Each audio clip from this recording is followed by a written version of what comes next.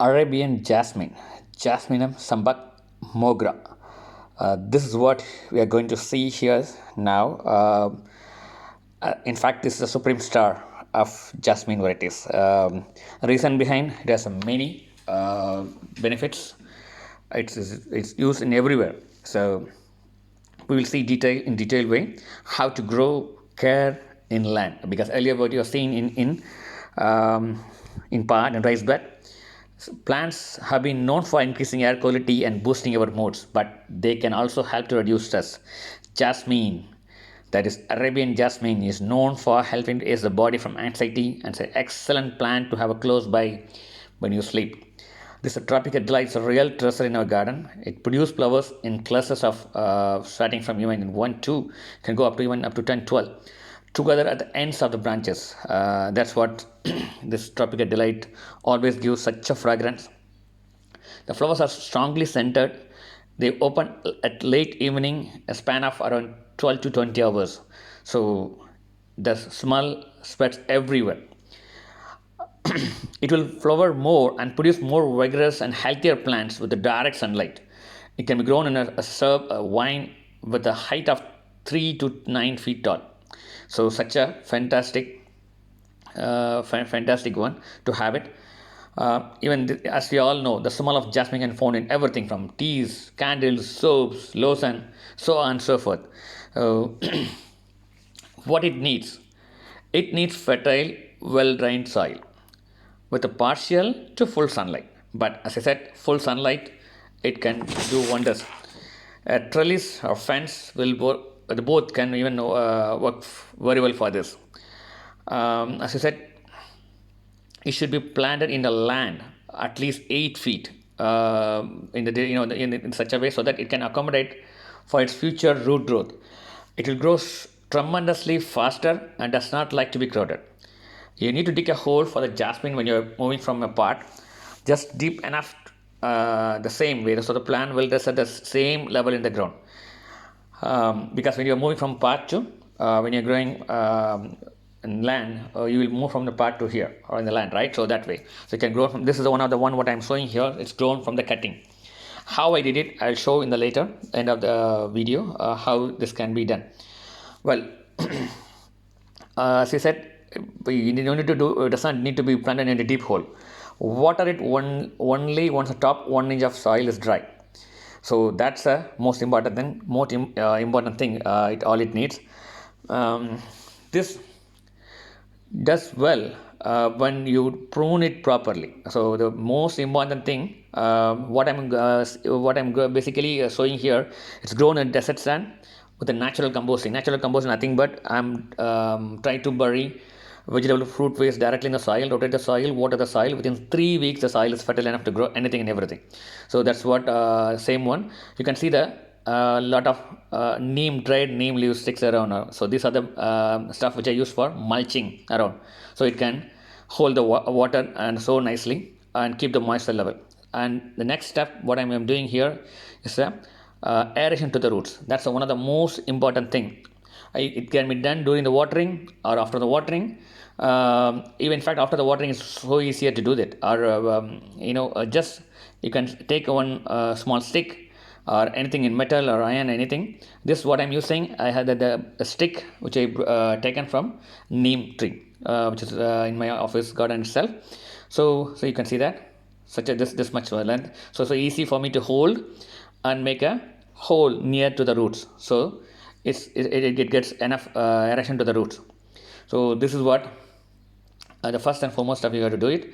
What feed can be given? Jasmine, remember, you don't need to spend so much of money for the fertilizer or something in that. It can do well with the rice wash water, the power of rice wash water. And rice wash water soaked with the sour lemon, rice wash water soaked with the dosa butter. These two, in a given interval of, I think, in 2 weeks once, when the blooming time and a full sunlight, you can expect a miracle of bloom. That's what all about this jasmine. So in case if you want to spend something like other way around, you can add the composting, you can add coffee grounds, you can even you can spray the leaves with the form under ice or water if needed. That's not at all necessary, but if needed, actually, you can cut pieces of orange also, and that also can be poured in the base and you can spray it. These all will enhance the growth, increase the blooms. So that's very important. This can be done in you can see the pruning. You can done in rose as well as even in hibiscus. This is called basically simple tip pruning before the it starts to bloom. So this kind of thing, it will encourage a lot of bloom. You can take a sharp scissor and you can do the tip pruning. But you should do in winter. It's when it's dormant. It's like basically in-depth pruning. It's a heavy pruning. That's how you can do the tip prune. Once bloom ends and it's a time to our main pruning. That's what remember in mind. That's trim off all dead dying vines, remove any spent flowers, use clean sharp tool to prune so that it's giving a clean cut. This will spur new growth and flowers so nicely. Basically, you need to prune jasmine immediately after they flower so vines have enough time to grow before the following season. Other way of pruning will be simply you can pinch the tips by squeezing between your finger and thumbnail. Okay, in a nutshell, proper and regular pruning will promote lush, full foliage and rapid growth. That's what you have to keep in mind. So, as we said, just need a moist soil, well draining. That's why well draining soil. Soil need to be moist and well drained, not to be waterlogging. Even without water, you can able to see that. This is the one what I'm showing here. I'm just doing the pruning after the blooms. You can do that. Just blow 2 notes. You can give the cut. Without the water, they will drop and gradually the leaves will turn yellow.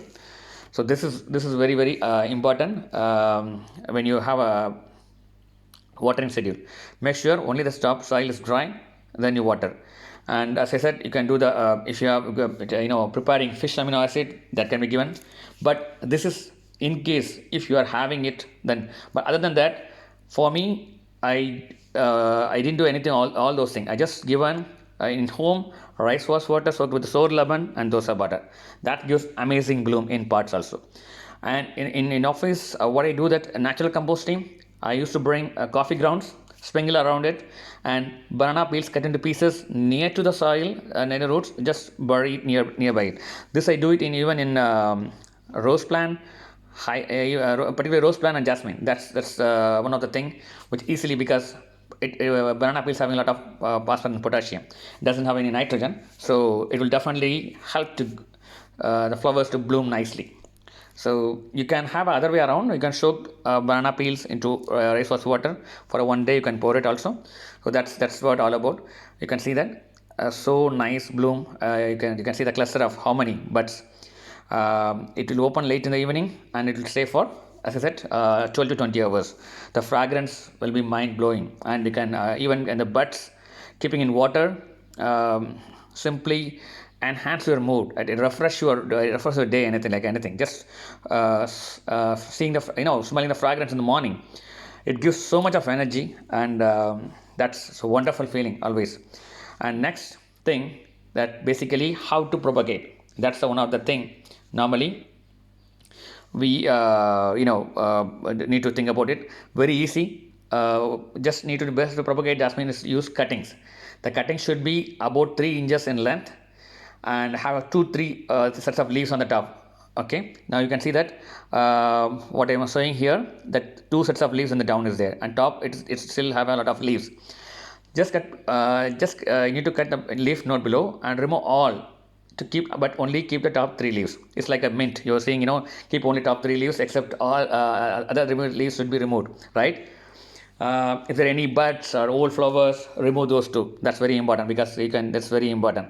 Give a 45-day cut in the bottom, and keep what you call tissue paper, dusted with a cinnamon powder, and then roll it like a sandwich, and then immediately put it in the soil.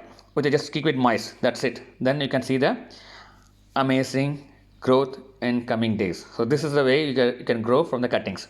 This one, what you're seeing in the beginning, is grown from the cutting only. So I have 2 plants. The one which I have shown now, basically from the beginning, they grown from the cuttings only. Such a vibrant, amazing flower, jasmine, that is Arabian jasmine.